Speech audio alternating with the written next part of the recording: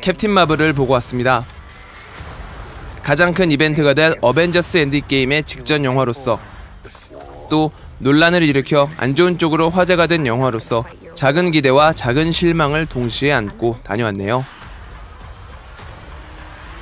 개인적으로는 무난하면서도 시리즈 편입에 괜찮은 예가 되었다고 생각합니다. 그럼 바로 시작해보도록 하죠.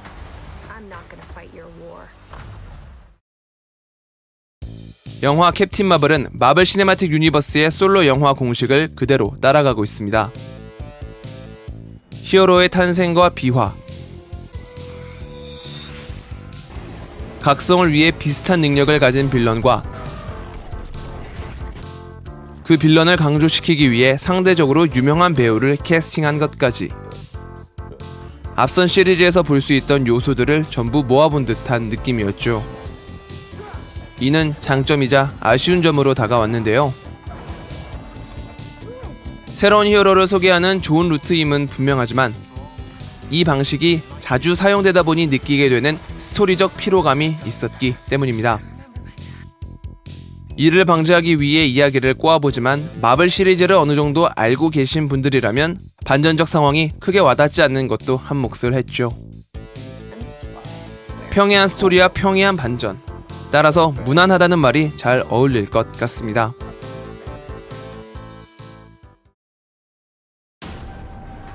아무래도 캡틴 마블이 거대한 세계관을 공유하는 영화다 보니 전작과의 연계성을 통해 보는 재미가 있는데요.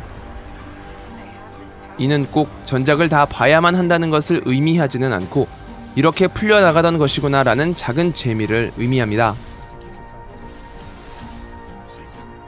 토르 시리즈에 등장한 장면을 예로 들어보면 토르 천둥의 신에서는 이런 장면이 있었습니다. 분명 몇 년이 지나고 나서 타노스가 착용해야 할 인피니티 건틀렛이 불을 밝힌 채 놓여 있었던 것이죠.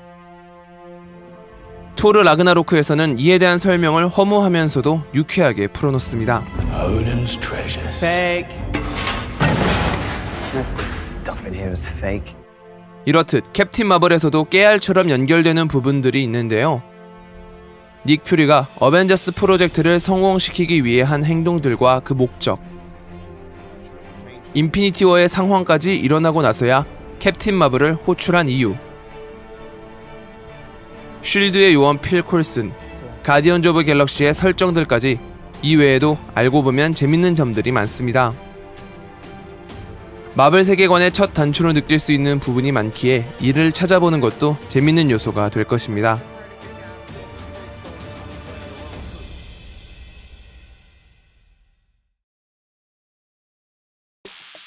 영상을 시작할 때 이야기했듯 캡틴 마블은 시리즈 편입에 대한 괜찮은 예를 세웠다고 생각합니다. 현재 시간적 배경을 기준으로 마블 시네마틱 유니버스는 우주 생명체의 절반이 사라진 혼돈의 상황입니다. 이 상황에서 새로운 히어로를 등장시키는 것은 캐릭터를 설명할 시간도 보여줄 이야기도 몹시 한정적인데요. 또한 갑작스럽게 보일 수 있기 때문에 명확한 이유를 세우기도 어려우며 따라서 갑작스러움을 뒷받침해줄 명분이 필요하게 되죠. 이를 해결하기 위해 영화가 선택한 것은 시간대를 앞지르는 것입니다. 비슷한 예를 앤트맨과 와스프에서 찾을 수 있는데요. 앤트맨과 와스프는 어벤져스 인피니티 워가 끝난 후에 개봉했음에도 시간적 배경은 그보다 앞선 시빌워 이후를 다루고 있습니다. 비록 참담한 결과가 있을 것이라는 점을 알면서도 새로운 이야기를 진행시키는데 방해받지 않고 다음 영화를 위한 명분을 만들어내죠. 이번 캡틴 마블에서도 그 점을 명확히 보여줍니다.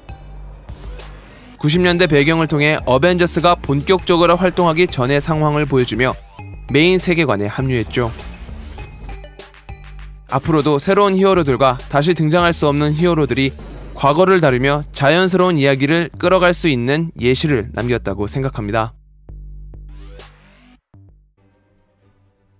영화의 오프닝 로고는 특별했습니다. 마블의 명예회장이었던 스탠 리를 위한 오프닝이었죠.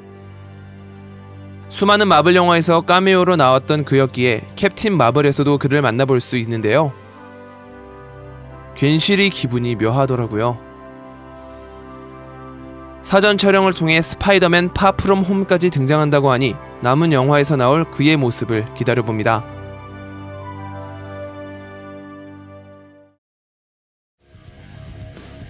저는 캡틴 마블을 4DX 위드 스크린 X로 보고 왔는데요.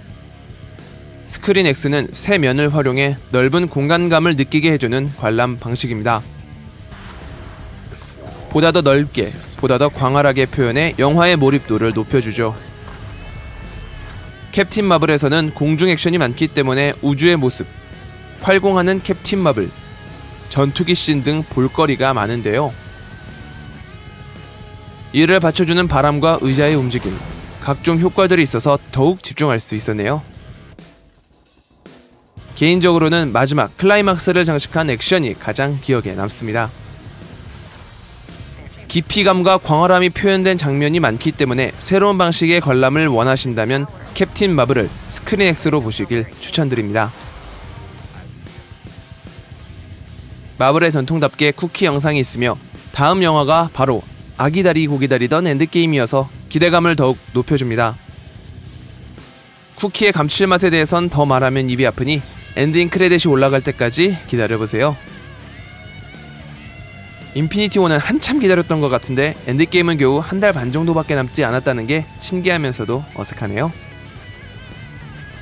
과연 마블 이야기의 끝은 어디가 될까요? 엔드게임의 키가 될 새로운 히어로의 등장을 알린 영화 캡틴 마블입니다.